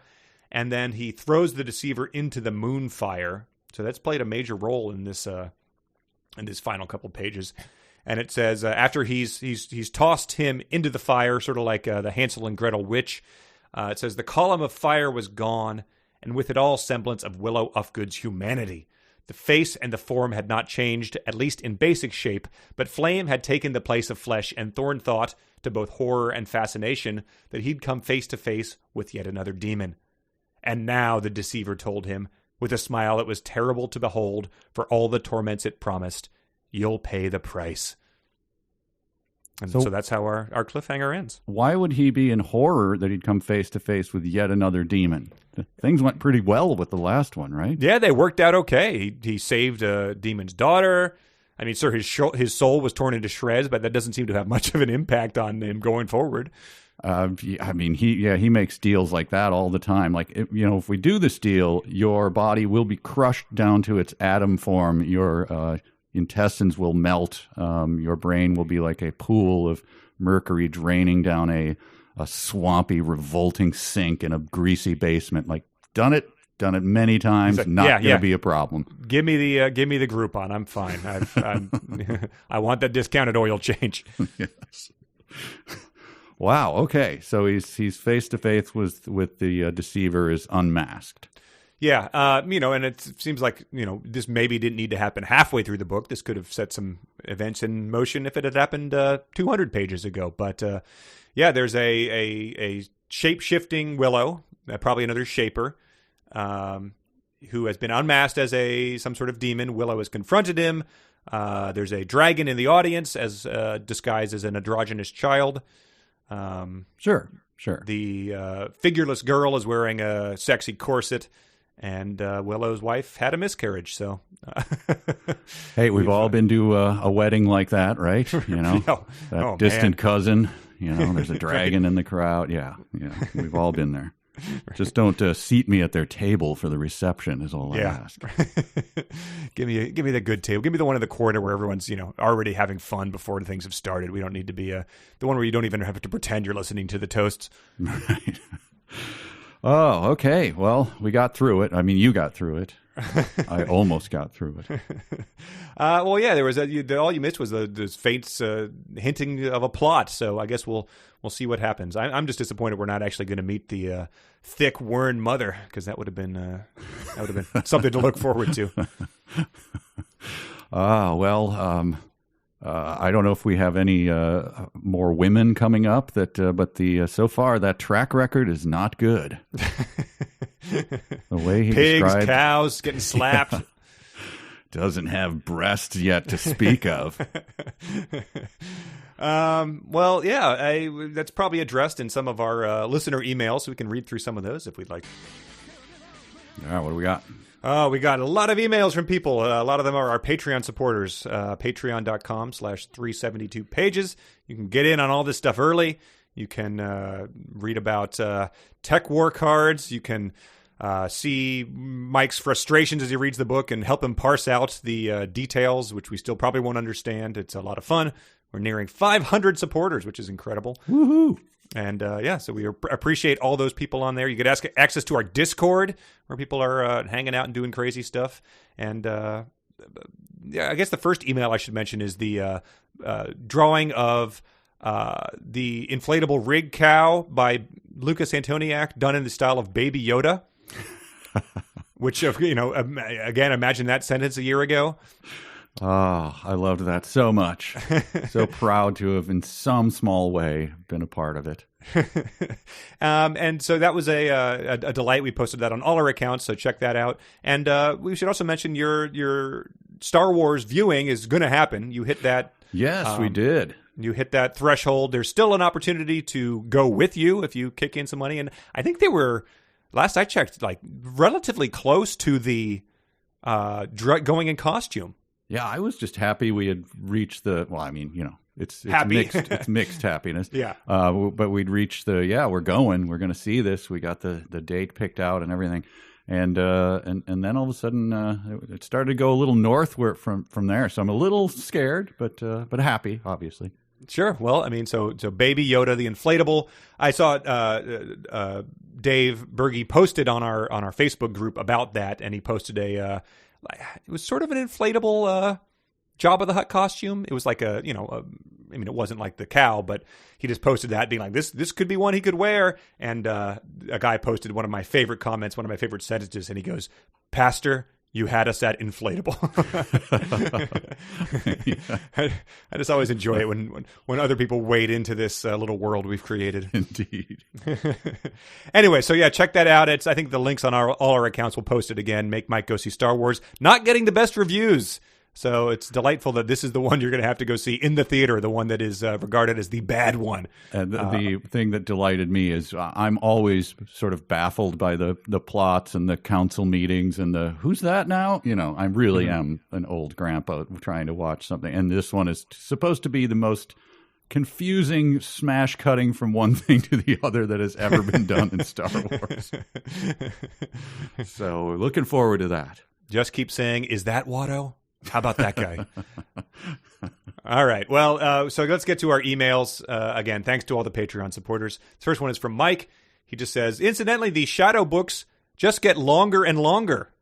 I guess Shadow Dawn crushes your soul at 528 pages, and Shadow Star grinds it to a paste at 544. Oh, man. Yeah, I can't even imagine what those must be like, let alone rereading the trilogy multiple times. Oh. This one comes from Michael R. Nelson. He said he wanted to drop a quick note that I hate this book with the hot, fiery passion of a Bob Honey mass book burning. There was nothing redeeming in this book whatsoever. To paraphrase Billy Madison, itself a masterpiece in comparison. This book is the stupidest I've ever read and has no point. I am dumber for having read it. It is the worst of the worst. It is not even a fun hate read. The only thing that has kept me going is listening to Mike groan like Norman Krasner each time he gets his next reading assignment. That and donating to the Light Trees Walking fundraiser, so now Mike has to go see Star Wars in the theater. I feel it is fitting punishment for choosing this book. Yeah, me too. He says, sincerely, Michael R. Nelson, P.S. That is my real name, and I used to get Mike Nelson jokes thrown my way back in my senior year in high school when Mike took over hosting MST3K. Oh, wow. Cool. Interesting. This one is from Alex. He says, have you ever considered revisiting Tech War with one of the other many novels in the series? And more to the point, does the idea seem to be a lot more appealing in light of Shadow Moon? Well, of course it does. Yes. 1,000 times yes. A brisk read, things happening, delightful, stupid characters, hair bouncing. Yeah, I mean, doesn't that just the mention of that? It's like someone, opened a window and fresh air came in. It's just the curtains dancing in the breeze. Like, oh yes, tech war. It's like in Vietnam movies where he's showing a picture. He's like, "That's my best gal, and when we get out of here, we're gonna buy that house by the beach we've always talked about." It's like, you're doomed, but like you can still fantasize about what it could be like to revisit an idealized past. This one's from Josh. He says, "Hey guys, after listening to the last episode of 372, my wife and I decided to watch some Christmas movies. One of our favorites is White Christmas, which of course stars the legendary Bing Crosby. While enjoying one of the many dance numbers, I mentioned to my wife the Hope and Crosby incident from the recent podcast. Some very clever person photoshopped a Microsoft Bing search page for that, and posted that on Twitter. Bing and Crosby, I think is what I said. Well, you were envisioning a world where there was a Willow and there was Thorn, and it's a Bing and a Crosby, and one's a deceiver. He does a fake comedy team. We're on the road to Pittsburgh was their movie. Well, he says, I told her I'm a huge Bing fan, but he had never thought to look up the real name. So he looked it up on Wikipedia, and much to my surprise, Harry Littlest Crosby Jr. got the nickname Bing in a way that would make a goofy grin spread across Mike Nelson's face. This is an interview. He says, "Well, I'll tell you, back in the knee breeches day, when I was see, it's so old-timey. Yes. When I was a wee little tyke, a mere broth of a lad, as we say in Spokane." This is off the rails already. "I used to totter around the streets with a gun on each hip. My favorite after-school pastime was a game known as Cops and Robbers." We know Cops and Robbers. "I didn't care which side I was on. When a cop or a robber came into view, I would haul out my trusty six-shooter made of wood and loudly exclaim, 'Bing, bing,' as my luckless victim fell clutching his side. I would shout 'Bing, bing,' and let him have it again. And then as his friends came to his rescue, shooting as they came, I would shout 'Bing, bing, bing, bing, bing.'" Wait a minute. Who is sending this in? This was Josh. And so I had the Josh, exact is same... that fanfic? I had the exact same reaction to you. I wrote back, "Is this true?" He wrote back, he says, the next paragraph, says, "That story was pure whimsy for dramatic effect. The truth is that a neighbor, Valentine Hobart," also sounds very fake, "named him Bingo from Bingville after a comic feature in the local paper called The Bingville Bugle, which the young Harry liked. In time, Bingo got shortened to Bing." They both sound very fake. So if you have your own story about how Bing Crosby got his nickname, let us know. It's almost as good as the story of how Louis Armstrong got Satchmo. I don't know that. Do you know that? No. Because his mouth looked like a satchel. So, of course, Satchmo. That is the most puzzling when I heard that. I was like, wait, who looks at his mouth and thinks that? Yeah, right. I mean, other than the 13-year-old girl in this book. Yes. Many body parts that resemble satchels. This was from Kyle. Kyle's a Patreon supporter. He related us this anecdote based on my referencing of the Men's Warehouse last week. He says, "Some years ago, as I and some military colleagues were preparing for assignments which would have us in civilian business attire daily, the Army brought in a Men's Warehouse regional manager to brief us and our spouses on how to dress for success. After the meeting ended, I approached the man to ask a few follow-up questions. I asked some things about ties and shoes or whatever, but they were just really setups for my final question. One last question I asked the man: if I purchase suits from your store, am I going to like the way I look? He immediately blossomed red, and a huge smile split his face. His hand shot out to the side for a sweeping handshake, and he pulled me in for a hug, gleefully exclaiming, 'I guarantee it!' The shocked look of disgust my wife gave me as we walked out made it all worthwhile." Men's Warehouse regional managers love quoting the corporate slogan of their founder. Nothing makes them happier. I just had my own Men's Warehouse experience. I was in a wedding. I was a best man in a wedding, and so had to do the thing, the tux. Mm-hmm. And I went into a Men's Warehouse at, I think it was 11 a.m., assuming that, of course, they would be, busily fitting people for suits. Sure. And the door was locked shut. And I went, what the? And then I looked at the thing. It was like open at 11, which I thought was late. I mean, this is in a busy mall area. And then the door opened, and it was, the character from The Simpsons, the sweaty salesman guy. Old Gil? Gil.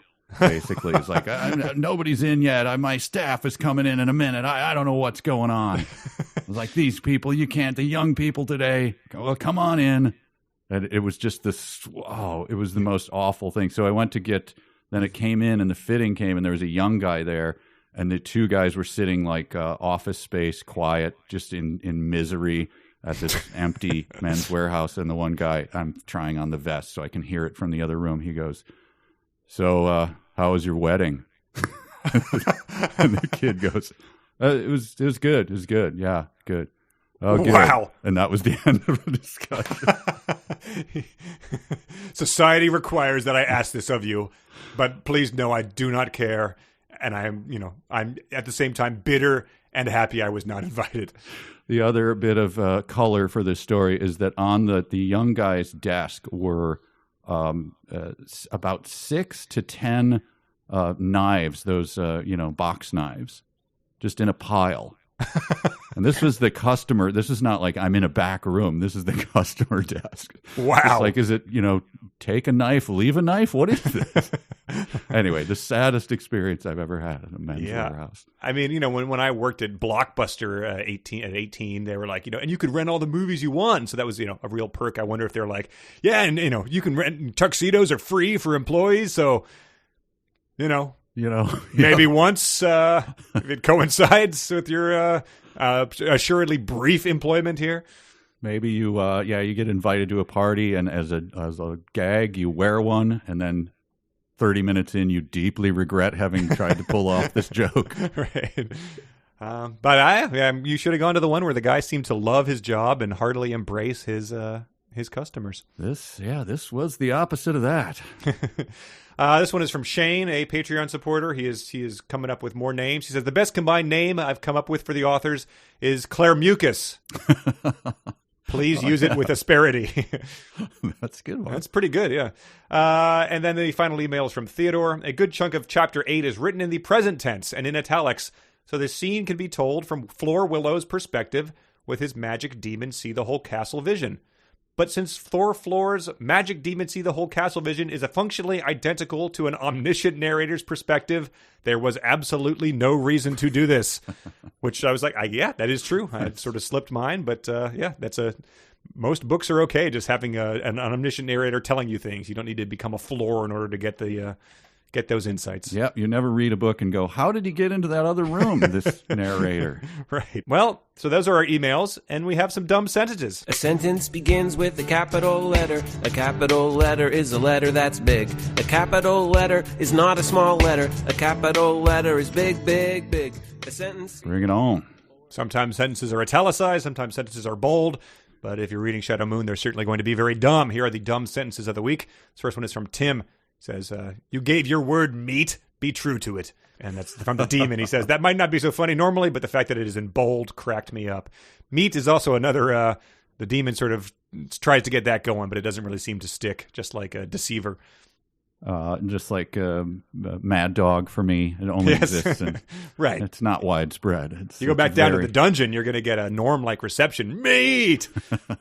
And I'm not putting that past him going back there. This next one is from Brad. He wanted to hurry, that same awareness lashing him as an eagle carter would a tardy mare. Sorry, another Norman groan there. I do it involuntarily. Right. Oh, yeah. This one is from Heather. Shard by shard, he found himself. She just asked, why is this book happening to me? That's referring to the shards of his soul, of course. Yep. This one is from Mike. Nothing of him was anchored anymore. He felt his organs slide within him as his own flesh sloughed off his bones, and then the bones themselves began to putrefy. His take on that was, yes, George, I've seen the end of Indiana Jones movies. Do something else. But yeah, in those movies, at least, that character's portrayed as, suffering and then dead. So it does have some sort of consequence. Yeah, they don't get their faces ground into powder and then they're just, turning into a stone the next minute. This is from Blake. It's I think it's referring to Anna Karenina, Anna Carey's dad. He is a throwback to a harder age, which is fortunate because these are bloody times. He's like, so he's a throwback to a time which is Well, kind of like now, I guess. And it's only 12 years ago that all this happened, so it's not even that big of a throwback. He says it's a good thing I don't have a wine and sip class, or you'd be getting calls from me. This is from Patrick. This is a good one. Little spasmoid trembles skibbled the length and breadth of him, and he wanted more than anything was to let go and walk away. I hate it when spasmoid trembles skibble the length of me. Oh, yeah. What is the scatter shot something? Remember the one that I read? Oh, yeah. Starside or Insight scatter shots or something like that. Yeah, well, that might come up in a dumb sentence. We'll see. We didn't even mention, he's mentioned it, I think 3 times, all one word, star stuff. Oh, really? I missed Star that stuff one. is what she paints his face with to bond with him. But, yeah, he says, skibbled? Try to look up a dictionary definition. Just try. The one made-up word in this whole fantasy novel besides dumb names, and it is skibbled. Janelle submitted, I think this is one he was doing the magic CPR. He panted. So did she. Good world building here. We're just all sitting around, touching breast and panting. That was the Mister, I think. It was. He pantied, pink panties. So for me, I had that one about being immersed in the ocean. I had little spasmoid trembles skibbling, and I had one more. What would it be? Nope, those are my 2. I had spasmoid trembles, and then I had him swimming, that one long one I read at the beginning of the book, as if a fish demarked, throwing off swirls and eddies, etc. Mine, again, it's just stupid not to, you don't get the big belly laughs with these. They're just weird things. Well, belly laughs skimble down the way of your trembling or something. Yes. On one plane, darkness is simply the absence of light, but as a color, black is the sum total of all the rest. The more that are combined, the darker they get. Got that? I do. I mean, it's vaguely, I guess, the sense of how color theory works, but just give me more clothing descriptions. No, those I can dig into. How fat is that kid? Come on, more of that. Right. Please. Oh, boy. Well, how fat is that kid, everybody? That's where we'll leave you with. I don't know if we'll be doing any more of these before the holiday or the New Year or what, but I think for next time. Yeah, exactly. We need some recharging time. We need some strong wassail to gird our spirits for the new year of Shadow Moon in 2020. Yep, I'm gonna lacquer my fur down, and head out for Christmas, and not think of this until after. Yeah, I think that's a very good idea. If you do want to read it, though, I think we're going to read through chapter 10. That'll take us to page 304. That's the same amount of pages we did last time. Withheld the groan. How do you like that? That's self-control. In what sense? Not groaning at the page count that I have to have. Oh, withheld the groan. I thought it was some like weird withheld a groan. Oh, that's a character coming up. Withheld a groan. That's who you're going to dress as. Well, enjoy Star Wars, Mike. I think we can all wish you a happy Star Wars viewing. So we'll hear about that the next time we get together. Right. Yeah. Thank you very much. And who knows? I might have pics of me with the suit on. We'll see. Yeah, you might be the voice of dissent for this one. You could be the guy raging against all the critics that have dissed it so far. Oh, I'm going to have so many hot takes on it. You're going to be burned by these takes. Yeah. All right. Well, it's we the await best the Star hot Wars takes. ever. And thank you all of us for joining us and for supporting the podcast. Have a happy New Year and everything else.